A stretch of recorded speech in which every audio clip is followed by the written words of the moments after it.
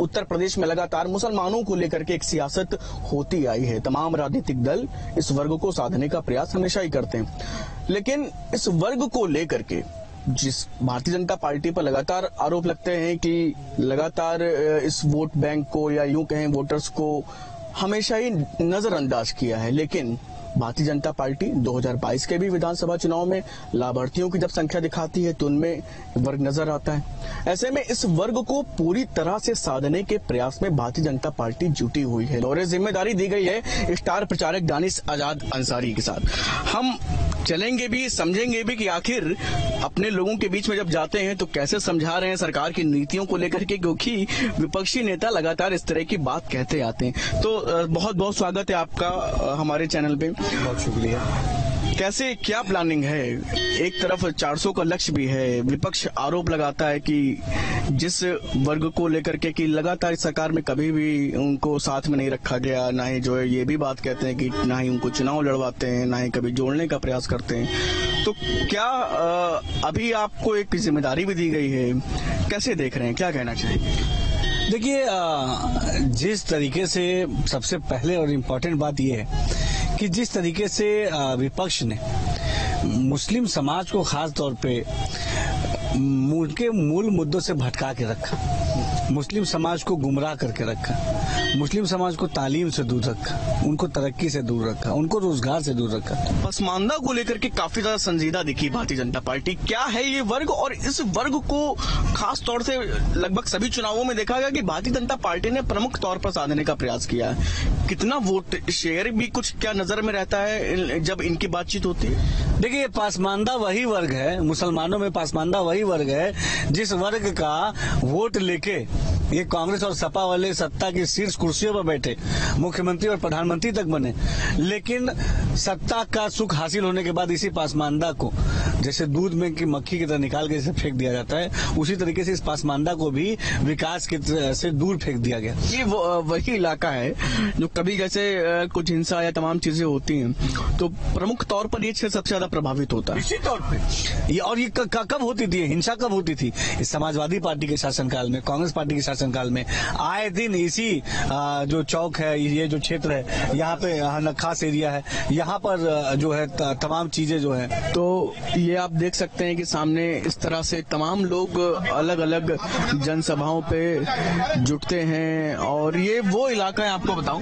कि ये वो इलाका है जहां आप समझिए कि अगर लखनऊ में या तनाव की स्थिति कुछ भी होती है तो सबसे पहले ये क्षेत्र प्रभावित होते हैं। और इन जगहों पर आप ये नौजवानों की भीड़ आज देखिए, और इस वर्ग को ही जोड़ने के लिए, साधने के लिए एक तरफ तमाम चीजें, ये आरोप लगते हैं, तमाम चीजें कही जाती हैं कि लोग नहीं जुड़ पाते, नहीं कह पाते, और इस वजह से लगातार जैसे कि भारतीय जनता पार्टी पे आरोप लगते हैं। और दूसरा ये आप देख सकते हैं कि प्रमुख तौर पे ये पीछे आप देख सकते हैं कि तमाम लोग जो इस वक्त दानिश आजाद अंसारी से यहाँ पर तमाम युवा जो बातचीत करते हुए नजर आ रहे हैं।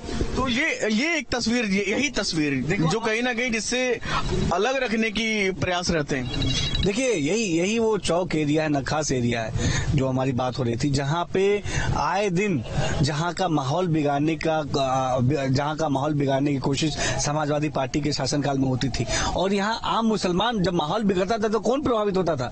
आम मुसलमान होता था। आसपास की पटरियां देखिए, छोटे छोटे दुकानदार हैं, और जब दंगे होते हैं, जब इस तरह की कोई घटनाएं होती है तो यही दुकानदार, इनको परेशानी होती है, क्योंकि ये जो डेली खाने और कमाने वाले जो आम मुसलमान हैं, उनके पेट पे प्रहार करने का काम समाजवादी पार्टी के शासनकाल में हुआ। लेकिन वही आज देखिए कितने अमन चैन के साथ, कितने सुकून के साथ ये छोटे छोटे जो व्यापार कर रहे हैं हमारे मुस्लिम भाई, वो पूरे स्वतंत्रता के साथ कर रहे हैं। कोई हस्तक्षेप नहीं है, इन्हें कोई डर नहीं है कि अभी दंगा हो जाएगा, दुकान का शटर बंद करना पड़ेगा। लेकिन विपक्ष तो यही तो कहता है ना कि वो अगर आप तिबारा आ गए तो इस बार संविधान बदलेगा, इस बार आपके लिए बिल्कुल रास्ते सारे बंद होने जाएंगे, देश में चुनाव भी नहीं होगा, सारी चीजें खत्म हो जाएंगी। देखिए, विपक्ष के सारे रास्ते इस समय बंद हो गए हैं।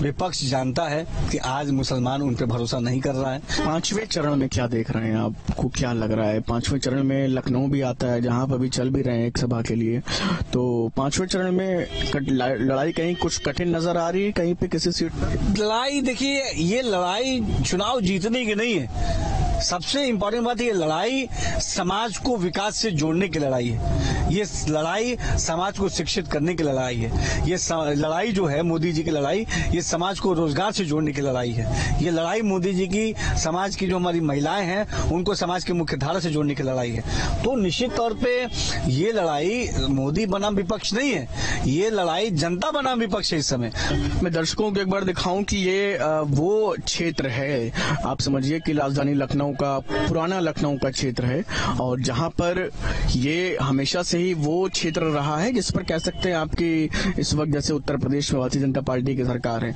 विपक्षी पार्टियां इन क्षेत्रों में काफी ज्यादा सक्रिय रहती है, और यहीं पर आप समझिए कि पूरी तरीके से कह सकते हैं आपकी इस जो वोटर्स हैं, इस इलाके के जो लोग हैं, उनको कहीं ना कहीं इस बार भारतीय जनता पार्टी अपने सीधा जोड़ने का प्रचार कर रही है। यही वजह है कि जो 4 चरण रहे हैं उनमें भी वो जगहें तमाम चिन्हित की गई हैं, और जिससे कि ज्यादा से ज्यादा उस वर्ग को जोड़ा जा सके। और ऐसे में अभी फिलहाल देखिए कि उत्तर प्रदेश के जो सरकार के जो मंत्री हैं, इनको स्टार प्रचारक बना के उन चरणों में जहां जहां ये प्रमुख जगहें हैं वहां पर खासतौर से जोड़ने का प्रयास, और यही रणनीति भी है।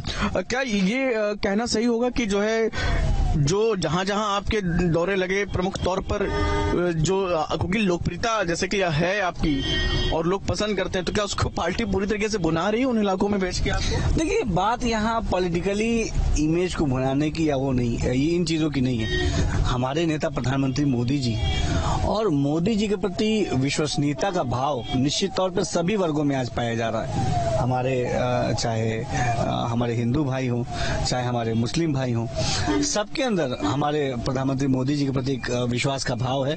आप बताइए, जिन मदरसों के ऊपर राजनीति करती है समाजवादी पार्टी, उस मदरसे के बेहतरी के लिए 12 से 17 तक क्या काम किया गया? कोई काम नहीं हुआ। क्या ये चीजें उनके रीजन काल में नहीं हो सकती थी?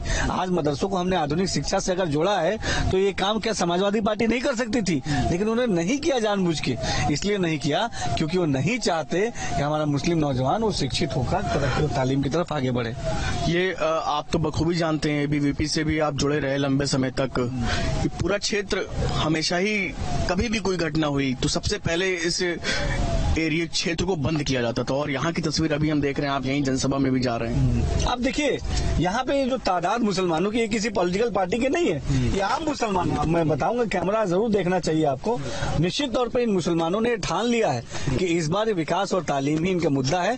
मोदी जी पे इन पर भरोसा है, तीसरी बार मोदी सरकार जरूर बनेगी। तो बिल्कुल इस वक्त आप देख सकते हैं कि दानिश सज्जाद अंसारी लोगों के बीच में, अपने तमाम लोगों के बीच में हैं, और इसी तरह से ही लगातार लोगों को जोड़ने का प्रयास, लगातार जैसे कि प्रमुख तौर पर पसमानदा मुसलमान, और जैसे कि लगातार इस तरह की बात हमेशा से ही कही जाती है कि भारतीय जनता पार्टी पे आरोप लगते हैं या इंडिया गठबंधन के तमाम नेताओं के द्वारा कहा जाता है, और ऐसे में ये तस्वीर भी है। और ये देखिए बड़ी संख्या में यहाँ पर, और ये वो इलाका है, एक बार मैं फिर से बताऊं कि जहाँ पर हमेशा जब भी कभी उपद्रव या हिंसा या वैसी स्थिति बनती है, जो सबसे पहले इस इलाके को ही कर्फ्यू लगता है, और ऐसे में उस इलाके में खास तौर से मुस्लिम वोट बैंक को साधने का प्रयास है यहाँ पर भारतीय जनता पार्टी का, और उसी दिशा में ये एक बड़ा कदम या एक बड़ा प्रयास करते हुए स्टार प्रचारक भारतीय जनता पार्टी के भी और उत्तर प्रदेश की सरकार में मंत्री दानिश सज्जाद अंसारी नजर आ रहे। वीडियो जर्नलिस्ट समीर कनकी के साथ शुभम पांडे,